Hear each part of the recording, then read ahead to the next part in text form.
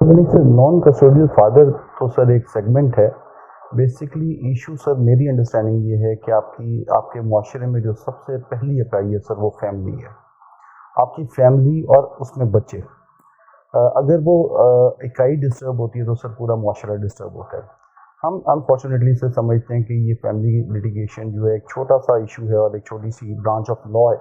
मेरी अंडरस्टैंडिंग के मुताबिक सर फैमिली लिटिगेशन ही से आपकी क्रिमिनल लिटिगेशन इंक्रीज़ होती है सर।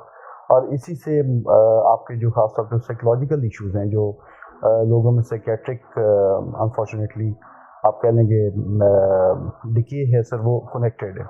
मसलन मेरे बारे में अक्सर लोग ये कहते हैं जी कि आप नॉन कस्टोडियल फादर के हकूक़ की बात करते हैं। हालांकि मैं नॉन कस्टोडियल फादर या पेरेंट की हकूक़ की बात नहीं करता, मैं उस बच्चे की हकूक़ की बात कर रहा हूँ सर जो ना करदा गुनाहों की सज़ा काट रहा है। मेरी अंडरस्टैंडिंग ये है सर कि divorce, separation, खुला is always between spouses. It is never between parents. माँ बाप के दरमियान तलाक या अलहदगी हो ही नहीं सकती, मुमकिन ही नहीं। मियाँ बीवी के दरमियान हो सकती है। मैं एक बहुत कमीना शौहर हो सकता हूँ, मुमकिन है। मैं एक अच्छी बीवी ना हूँ, ये भी मुमकिन है। लेकिन क्या मैं एक अच्छा बाप नहीं हूँ या मैं एक अच्छी माँ नहीं हूँ? ये दो अलग अलग सवाल हैं सर, और इन्हें अलहदा तरीके से डील किया जाना चाहिए, मेरी अंडरस्टैंडिंग है। अनफॉर्चुनेटली जब आपकी डिवोर्स सेपरेशन होती है सर केसेस में, और फैमिली केसेस चल पड़ते हैं, खुला के केसेस आ जाते हैं, मेंटेनेंस के केसेस आ जाते हैं, सामान जहेज़ के केसेस आ जाते हैं, इसी तरह आपके चाइल्ड कस्टडी की तरफ कस्टडी के केसेस फाइल हो जाते हैं। तो आप देखते हैं सर कि कस्टडी के जब केस फाइल होता है तो उसमें बहुत ज़्यादा अनफॉर्चुनेटली प्रेजुडिस से काम लिया जाता है हमारी कोर्ट की तरफ से, और बहुत लंबा खींच के 8-9 महीने की लिटिगेशन के बाद एक एप्लीकेशन जो सेक्शन 12 की जो पिछले 15 मिनट में डिसाइड हो सकती है सर, वो डिसाइड की जाती है। और उसके बाद 2 घंटे की कोर्ट की प्रेमिसेस की मुलाकात आमतौर पर कोर्ट अलाउ करती है।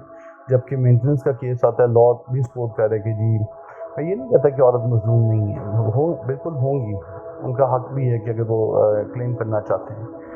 आपके लॉ कहता है जी जैसी रिटन स्टेटमेंट आए आप साथ ही खर्चा लगा दें, लेकिन आपका लॉ जब मुलाकात की बात आती है तब साइलेंट हो जाता है। आप सोचिए, एक बच्चा रात को अपने वालिद के कंधे पर सर रख के सो रहा है, मैं भी बाप हूँ, आप भी यकीनन बाप होंगे, आपके भी बच्चे होंगे, बड़ा अच्छा गैल्वनाइज तरीके से वो आपके साथ स्पेंड कर रहा है टाइम, और ऑल ऑफ ए सडन सुबह उठते उसे पता चलता है जी अम्मा घर छोड़ के आ गई और हम नाना के घर जा रहे हैं, और उसके बाद वो अगले साल, 1.5 साल, 2 साल तक बाप की शक्ल भी नहीं देख सकता। और साइमल्टेनियसली उस बच्चे को जब इंजेक्ट किया जाता है, जब वो वेनम जो डेवलप हो चुका होता है स्पाउसेस के दरमियान में, उस वेनम शेयर किया जाता है अपने पेरेंट्स के साथ, और जब वो बच्चा उस घर में जिसमें मामू भी हैं, खाला भी हैं, और वो नानी भी हैं, नाना भी हैं, वो सारे का सारा वेनम जो बच्चे के बाप के खिलाफ डेवलप हुआ है वो उस बच्चे में इंजेक्ट किया जाता है स्पेशली। आप सोचिए कि वो बच्चा जो 4 साल का बच्चा है या 5 साल का बच्चा है या 6 साल का बच्चा है, वो जब one sided narration of fact सुनता है 1, 2, 3, 4, 5 लोगों से, फर्ज कर लेते हैं, और उसकी एक्सेस आप देते नहीं हैं उसके बाप तक, फर्ज कर लेते हैं महीने में 2 दफ़ा वो अपने बाप को मिलता है 15 मिनट के लिए या 20 मिनट के लिए, आपको लगता है वो बच्चा एक सेंसिबल जिम्मेदार शहरी के तौर पे बड़ा होगा? आप कह सकते हैं कि उस बच्चे में शिद्दत पसंदी नहीं पैदा होगी?